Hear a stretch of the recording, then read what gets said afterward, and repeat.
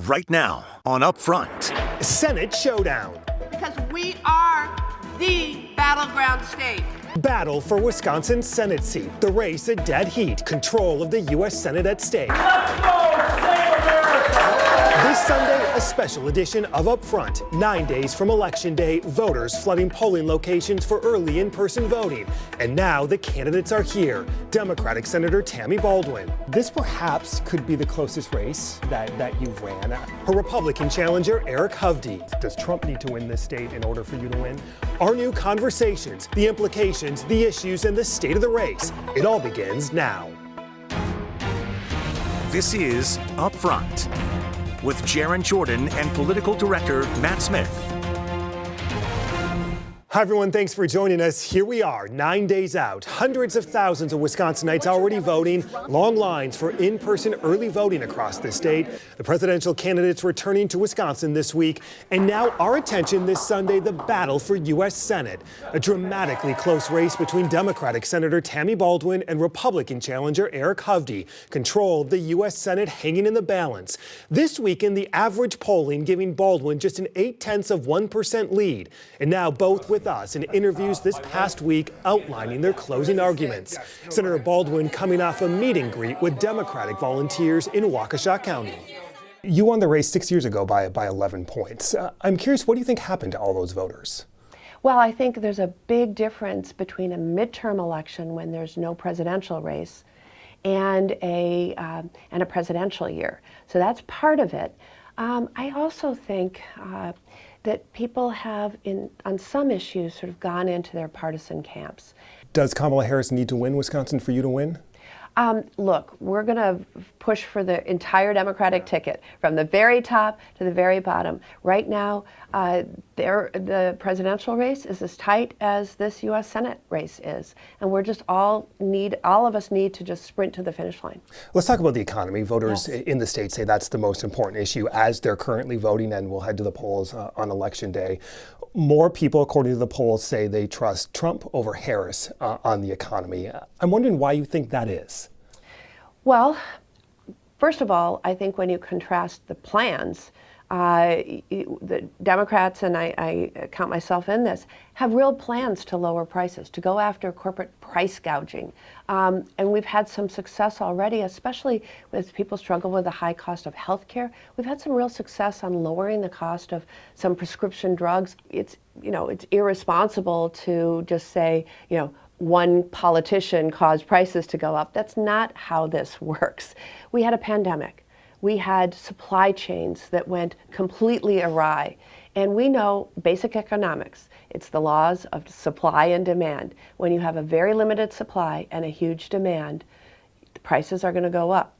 What hasn't happened is they haven't come back down. And that's the corporate price gouging that I'm describing. And we've got to go after them. We've got to hold them accountable. Let's talk about immigration, another important issue for Wisconsin voters. Independent voters say they also trust Trump more than Harris and the Biden administration on immigration. I'm curious, as we sit here today, is the border secure? So first of all, the reason we don't have a bipartisan border bill in place right now is that Donald Trump wanted the chaos to run on and put his political ads up, my opponent too, rather than real solutions. We had a real solution within reach just a few months ago in the spring of this year. The Senate had negotiated a strong bipartisan border bill that would have put 1,500 new Border Patrol agents on the southern border, and very importantly for a state like Wisconsin that has seen such tragedy with the fentanyl epidemic, it would have deployed technology at our border to scan every vehicle coming in and out. We have that now. It's not deployed there because we didn't pass the bill. And so any point that they make right now, they own, because we would already have those Border Patrol agents. We would already have that technology had they not wanted a political issue to run on versus solutions. I'm for solutions. So is the border secure as we sit here today? Well, it would be a lot more secure if we had passed the bipartisan border security bill. We'd have those agents. We'd have that technology. We don't because of Republicans. Is that bill, though, a solution to a problem Democrats created? No. It's something that we need to do to deal with the southern border. I mean, who would suggest that people fleeing violence, people fleeing hunger, are from other countries, are a Democrat or a Republican? Should people who are here in the country illegally right now, should they be deported? Well, look at Dreamers. There's a whole array of folks who don't have documentation. Some of them came here as babies. They have grown up here. They know no other country. They work as nurses and teachers in our communities. I think they deserve a pathway to citizenship. We need to vet everybody who is in this country. Anyone who's committed a crime should be deported. And I think that if we look at our economy here in Wisconsin, dairy farming would collapse tomorrow if we didn't have immigrant labor that was able to get the work visas that they need. There's a lot that needs to be done. Donald Trump is calling for mass deportations. Right, and he wins. would probably do that with the Dreamers too. And I think most Wisconsinites would find that unconscionable. What about people who are in the country who have not committed a crime and who are not Dreamers? I think we're going to have to come up with a bipartisan solution. In terms of deportation? In terms of what to do about folks that are in here and who have not committed any crimes. Let's talk about abortion. You've talked a lot about this on the campaign trail. Republicans could very well control the Senate. Who knows what's going to happen in the House or in the White House.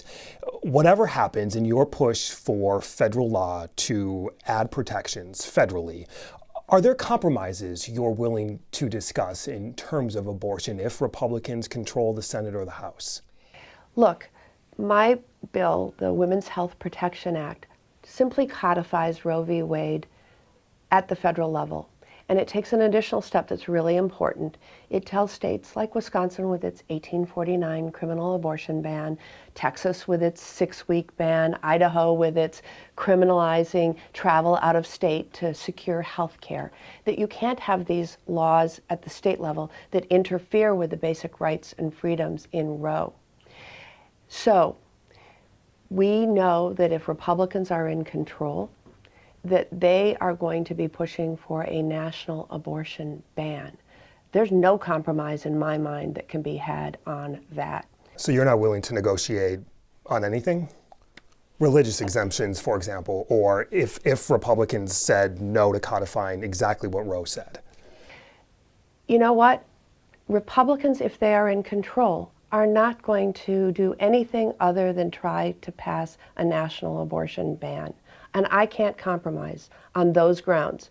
If I had a dozen Republicans who came to me tomorrow and said, we're ready to vote for the Women's Health Protection Act with this little tweak or that, sure, we'd be talking.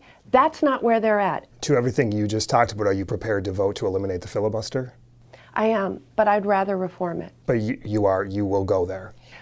I have voted to reform the filibuster. You may remember we had a vote. But to get rid of it. I would rather reform it, and that would be what I would push for. A few of the ads have targeted transgender issues and transgender Americans. I'm curious, should biological boys or men be allowed to play girls' or women's sports? So let's take this to Wisconsin, because this is Senate races here in Wisconsin.